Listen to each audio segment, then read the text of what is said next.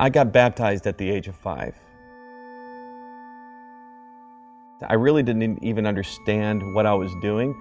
My father was a pastor, and so naturally he's going to baptize his son. And so I remember doing it, and I remember him putting me under the water and bringing me out, and a lot of people clapping. But I really just didn't understand why I was doing it. So the next years of my life really was just existing as a pastor's kid, and I probably fit the classic example of what a pastor's kid was all about. So I had all the knowledge, I sung all the right songs, but there really wasn't a major life change in me. So by the time I hit 17, I decided, you know what, I've done church enough. I think I know all that I need to know, and so I went out into the real world.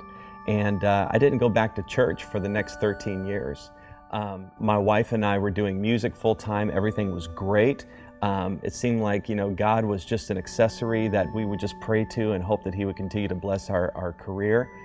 But everything came to a screeching halt January 31st, 2002.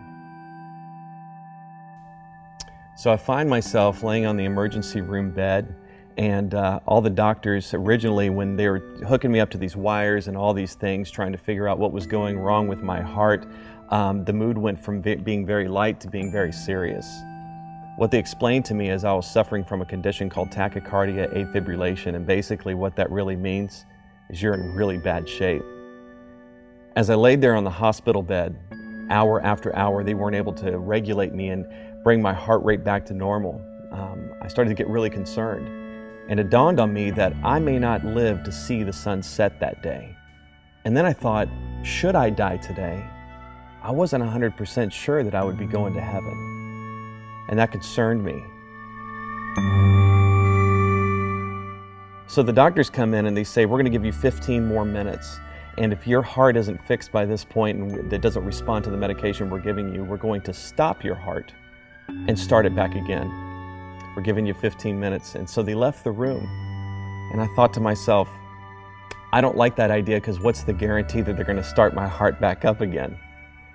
And this forced me to really consider where I stood in my relationship with Christ. And so I prayed, I was like, God, if you can truly hear me, I want to live out what it is that you've created me to do. I'm tired of running, and I'll do whatever it is that you want me to do if you get me out of this situation.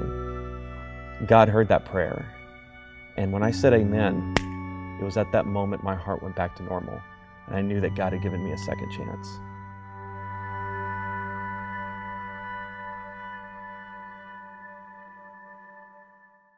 And so from that time in that hospital bed, God set me on a journey. And June 1st, 2004, I walked through the door of my first youth group. And I fell in love with ministry, and I fell in love with Jesus, and I fell in love with doing and fulfilling what it is He created me to do. And it's been the best 7 years of my life.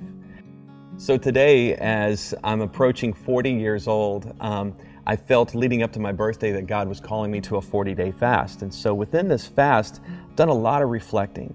And I've just seen God's faithful hand in my life through every step, and even the times when I was faithless, He was faithful. And I've just had a chance to really celebrate what He's done. But one of the things that just stood out to me that I found kind of surprising was that He was calling me to be rebaptized. When that thought ran through my heart and my mind, I'm thinking to myself, what will people think, I mean, I'm sure people are thinking, he's a pastor. Shouldn't he have already had all this worked out, before he became a pastor? But at the time when I was baptized as a little kid, I really didn't understand what it meant to identify with the death and the burial and the resurrection of Jesus Christ. More than being a pastor, more than being a father or a husband, first, I'm a Jesus follower, and I want to identify with myself with Jesus. And so that's what baptism does, and it reflects an inward reality that exists within me. And so I'm taking the step forward as a Jesus follower first in believer's baptism. So some may wonder, some may ask, well, when you got baptized at 5, wasn't that good enough? Didn't God recognize that? And I would say probably, yeah. But I would also say there's a lot of sentimental value attached to it, with the fact that my father was the one baptizing me, that my mom was in the congregation with my brother, and it was a very sweet day. But as an adult looking back, I now have an understanding of what it really means to enter into believer's baptism. And so what I'm doing is I'm responding to what God has done in me as an act of worship, and I'm making a statement to the world that I identify with Christ and I'm going to follow Him.